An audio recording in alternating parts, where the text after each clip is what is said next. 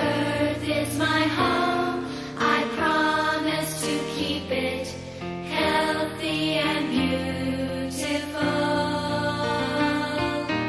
I will love the land, the air, the water, and all living creatures.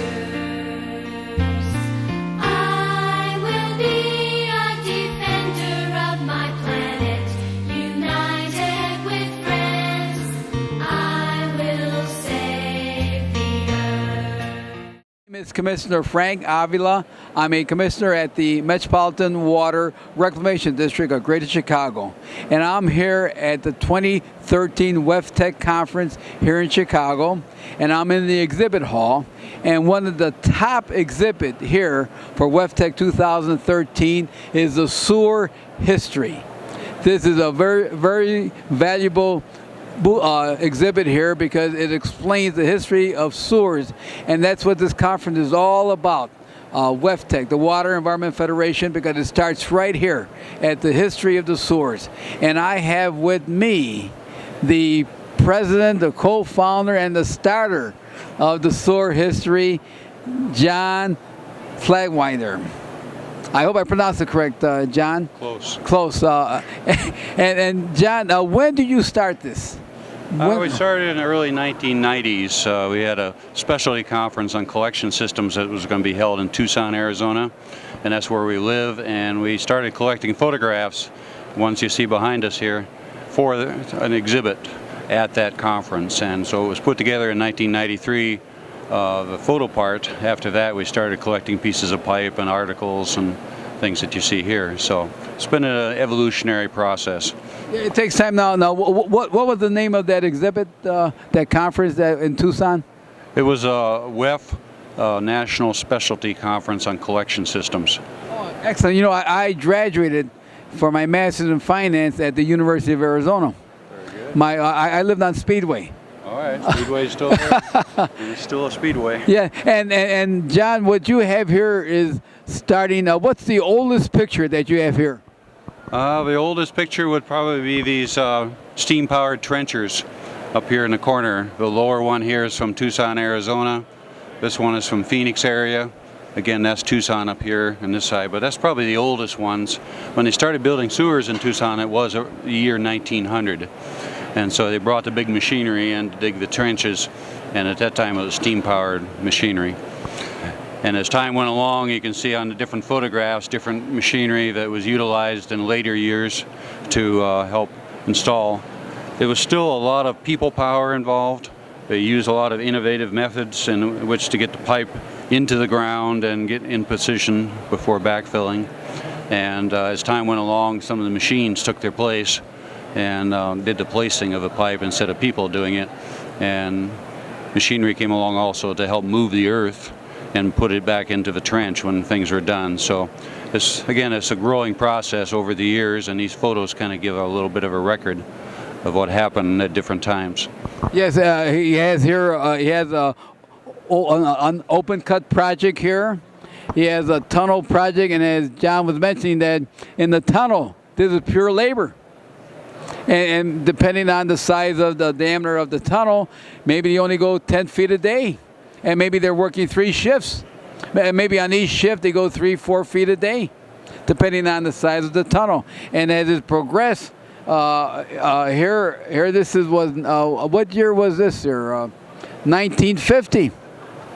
There and relining. You know, an early rehabilitation process for putting a new coat of cement mortar on the inside of an existing pipe.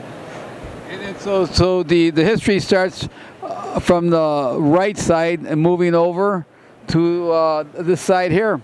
Yes, generally there.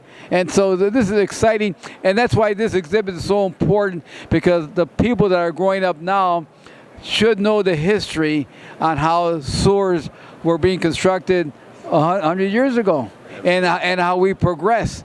And how we have changed in the method of doing the open cut, putting in sewers or tunnel work. And so now this is your sewer history exhibit here, and I really love your poster exhibit. Jon has a poster exhibit. He has 9 posters here. And we're going to move over to your poster exhibit, and we're going to go through each one of those poster exhibit because I really love these poster exhibit. I bought 9 of them. This is the second time I'm buying the poster exhibit because I love these posters. And here, Jon, let's go over and talk to the first one. This is the outhouse, the whole story. Yes, sir. In fact, the title is my wife's creation there, but we wanted to track the history of outhouses starting in the Middle Ages when there were garderobes built out on the side of castle walls, and everything that was deposited there fell into the moat down below around the castle, making it even more of an obstacle for the enemy to cross. But we just tracked it on through the different years and to the modern day times when there's privies are used. And privies played a great role in the development of sanitation, especially in the United States. And it played a big role in the early 1800s all the way up into the mid 1900s when a lot of communities became sewered. But before that, each house had their own facility and a little house, an outhouse, out behind the main house. And it played a big role, and it was very important. Yes, you know, there's very few, but in some parts of the United States, they still have them, privies. Oh, absolutely, in the United States, but other parts of the world still use privies as a form of sanitation. And it works well, just as long as you don't overload them and you move them every so often when things get full. Yes, and you know, also I was reading an article a couple weeks ago that these privies in the third world countries, they're using the human poop to fertilize their farming activity now, and then they're growing some magnificent plants now and crops also. Well, that was done in the early days in the United States too, before they had the mechanized treatment facilities. They would often send the sewage out of town through a system of pipes to a sewer farm. And on the sewer farm they would grow certain crops. Most of it was stock feed for the animals, but there were other crops grown for human consumption. That was also done in Paris, France in the mid 1800s. And of course people's metabolisms in the early years were a little bit different, so when these crops or vegetables were grown, and if they weren't washed all that well, they were still consumed, and people did well with them. But things were different then, and they had different thoughts about what they're going to eat, as well as how their body would consume it. And also, your next poster, I love it. Goddess of the sewers. And who is the goddess? Well, the goddess of the sewers was Cloacina. Cloaca is the Latin word for sewer, and Cloacina is a feminization of that word, meaning a goddess. And when they built the Cloaca Maxima, which is the largest sewer in Rome, they started about 400 BC, and it continued being built until well into the about 300 AD before they finished it. And during that time, they came upon their work site one morning and they saw a vision of a lady sitting in their partially built sewer. And that's where she got her start as a goddess of the sewers, looking over construction, looking over maintenance, and the people who work within. They had about 130 different deities that the Romans prayed to and talked to and worshipped, and she was but one of them, both feminine and masculine different deities. And hopefully she continues today, because sewer workers need all the help they can get. Yes, here in the Chicagoland area a couple weeks ago, there was a worker working in the sewer, and had a big rain, and he was in the sewer and he drowned. The amount of water that came, the wastewater that came in, the stormwater that came in was so strong, the velocity, that he drowned. There was no way for him to escape. Well, sewers are definitely a creature of their own, and with their size and with the flow of the sewage and the slipperiness down there and the lack of appropriate air sometimes, it can be a dangerous place. You need to be properly prepared, but no matter how hard we try, accidents will continue to happen. Yes, and also the gas too. I remember when I started working in tunnel work, what we had was a parakeet. We had a cage. We went down and we brought him with us. If something happened to the parakeet, we knew we had to get out. That's right. Either that or a lighted candle, a canary, whatever you wanted to take with you, and that creature or candle stopped operating, you knew you were in trouble and you had a short time to get out.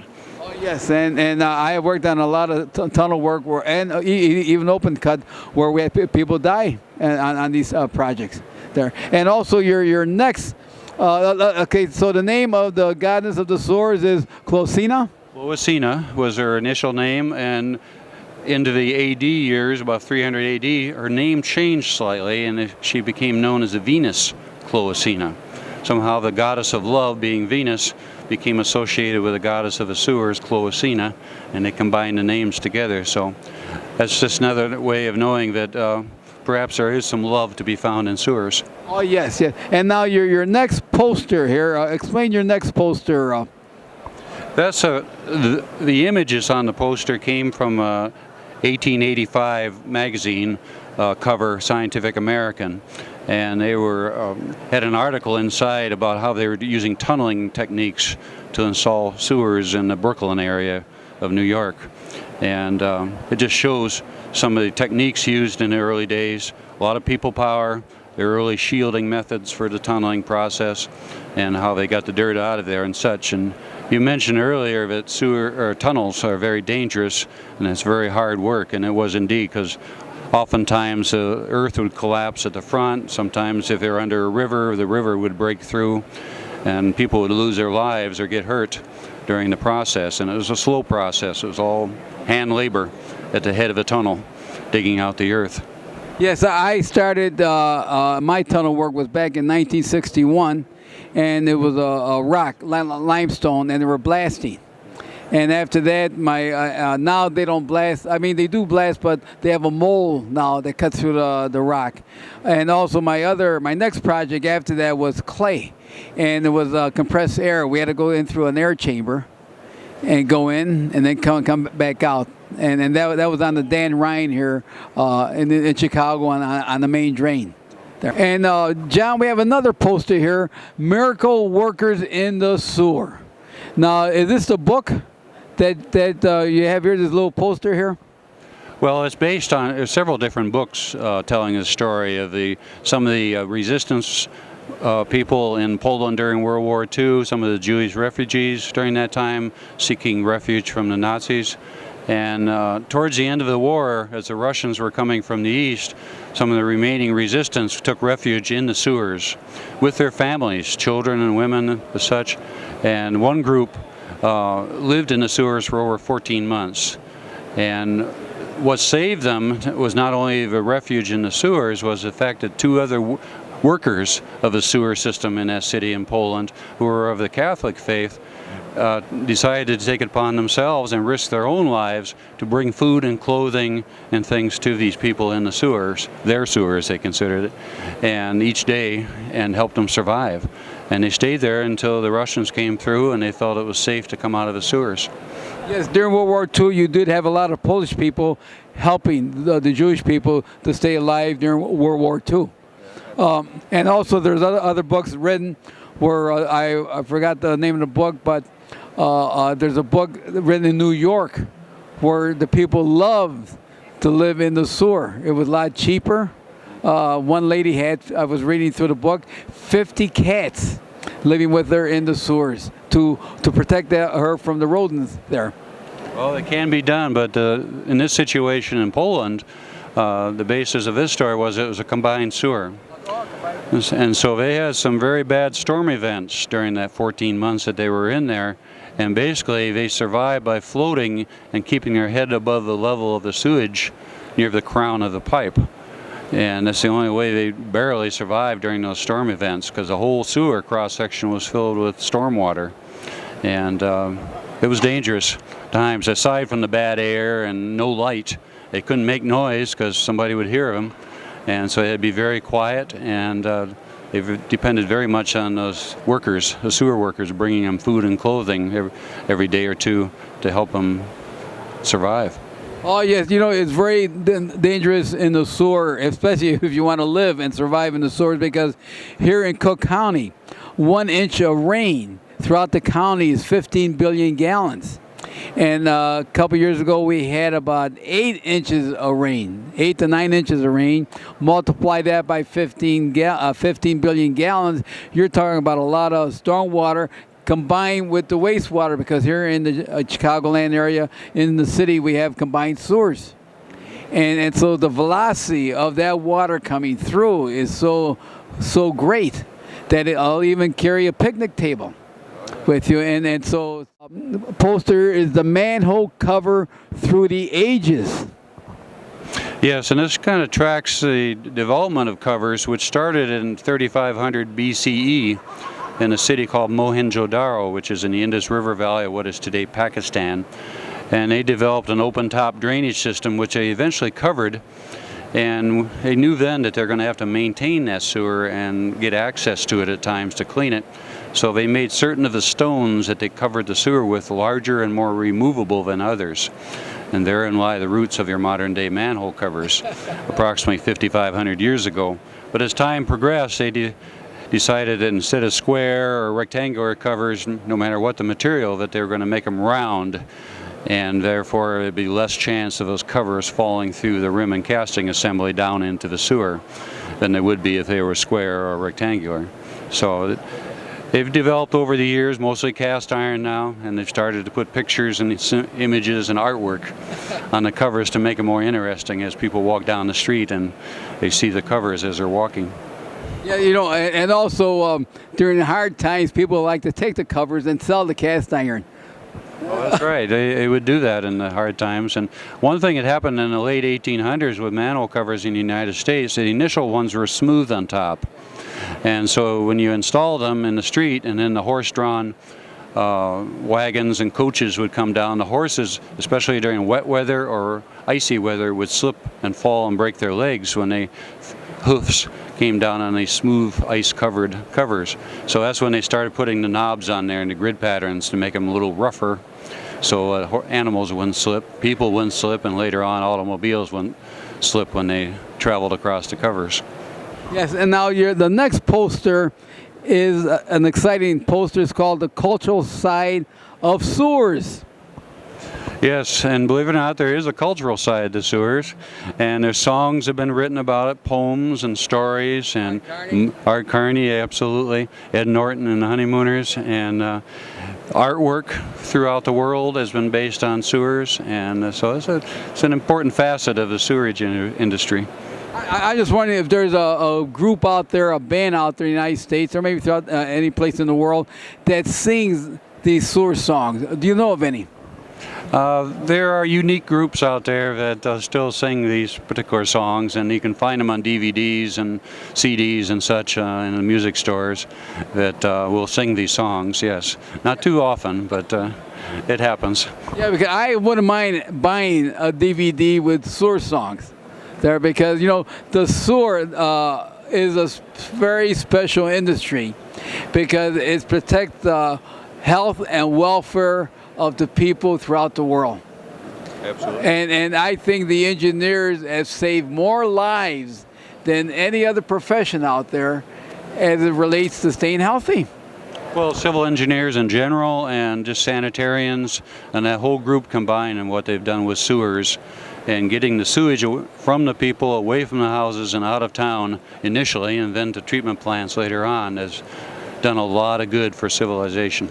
Oh yes, the civil engineers are the first environmentalists here in the world, because they're concerned about the health and welfare of the public as in regards to highways, sewers, building, anything that you could think of.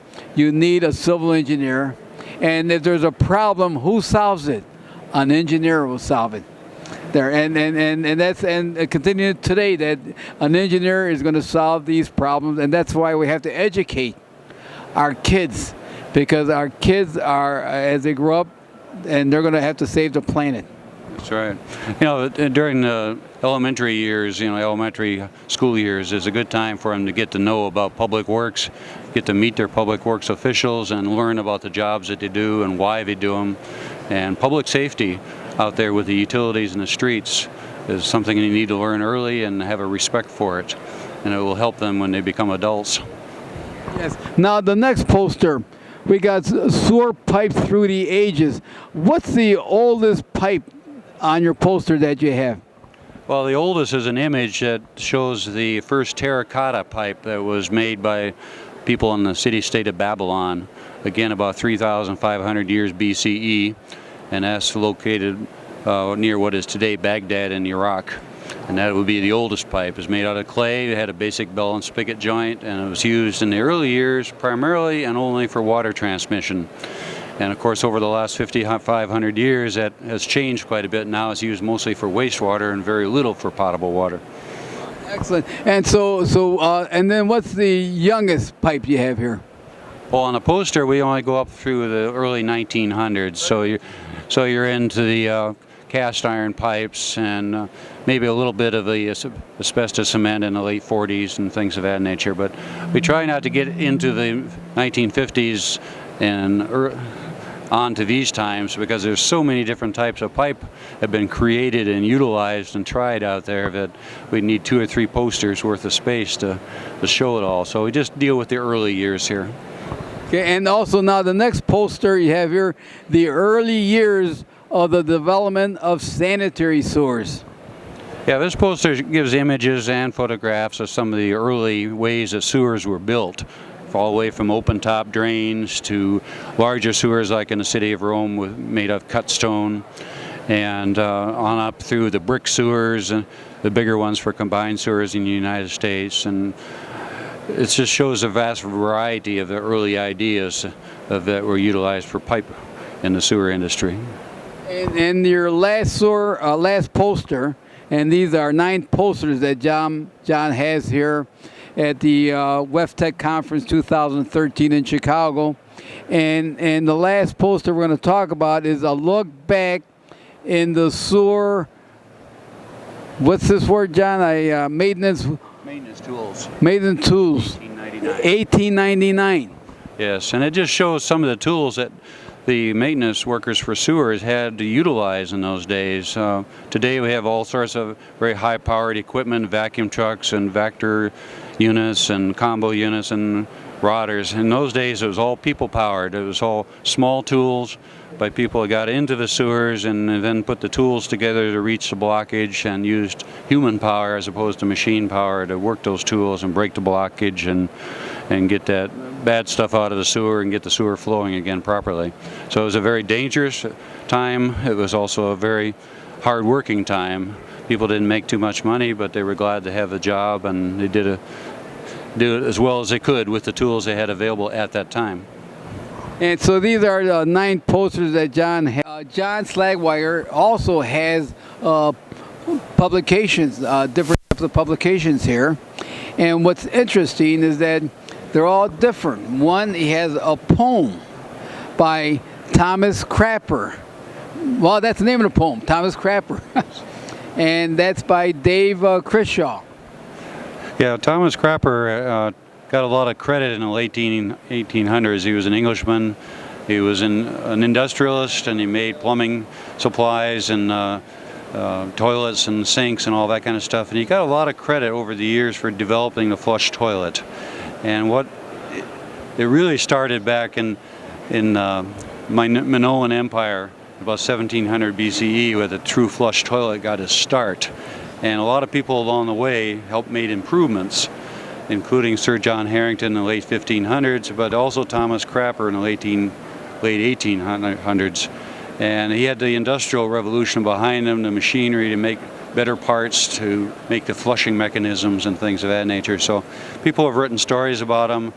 Toilets have become known as Crappers over the years because of his name, and he's become rather famous. And this poem is just one way of telling a story. I understand how they call Crapper now. And also, he has a Song of the Sewers here. He has a Song of the Sewers by Art Carney. And I think I downloaded the song on the internet on Art Carney. He also has the Chicago Sewers Report that he, since we're in Chicago, this is an excellent report, Chicago Sewers Report. He has collection system past and present here. He has he has an article which is very important for us, toilet paper, which is now it's a big business, toilet paper, but at the start it was slow going. Oh, absolutely. In the early years, people used just about anything they could find to clean themselves. Toilet paper didn't exist, and it didn't begin to exist until the 1300s in China, where the royalty were provided with a paper product that was 2 foot by 3 foot in dimension to use to clean themselves each time. But needless to say, that idea didn't catch on. People couldn't afford to use that, and the common people. And so it was on into the 1800s that people began to commercially make toilet paper. Some of it individual sheets with aloe juice blended in, but still it was not an affordable product for the common person. And when the high-rise hotels began to either retrofit their facilities with indoor plumbing in the 1800s, the late 1800s, or they built new hotels with indoor plumbing, it was an opportunity for the toilet paper industry to make themselves known to others by getting their product into those new bathrooms in those buildings, and they did. And it's caught on. People loved it, but they still couldn't afford it. And the newspapers wouldn't even advertise toilet paper until well into the 1900s, because they thought the product was a yucky subject. They didn't want to advertise for such products in their newspapers, so they wouldn't put the articles in. And that turned around in the 1930s, and also it was well into the 1930s before the industry that makes the toilet paper could reliably make toilet paper without splinters in it. Interesting. So we have gone through the sewer history exhibit booth here. We started out with the how they did sewer construction early on and what it is now. We visit his 9 posters.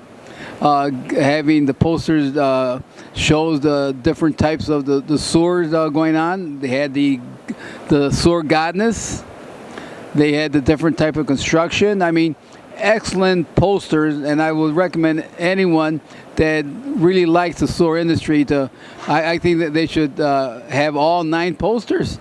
And also we went through his various exhibit here, from pipes to water main, wood water mains where they drill through the wood to convey the water. So John has a very interesting exhibit. John, we're going to close out. Any final comment? Well, history is a thing that everybody should be in touch with, especially if they're in that profession, and it's always good to know what happened in the past and where you've been, and helps you to decide where you're going to go in the future with your, in this case, the sewer business. So we welcome everybody to come over and take a look and use the website. There's a lot of information on there, and there's ways to get in touch with me by email or telephone, and give me a call if you have a specific question. So thank you very much, John. My name is Commissioner Frank Avila, and this is the sewer history.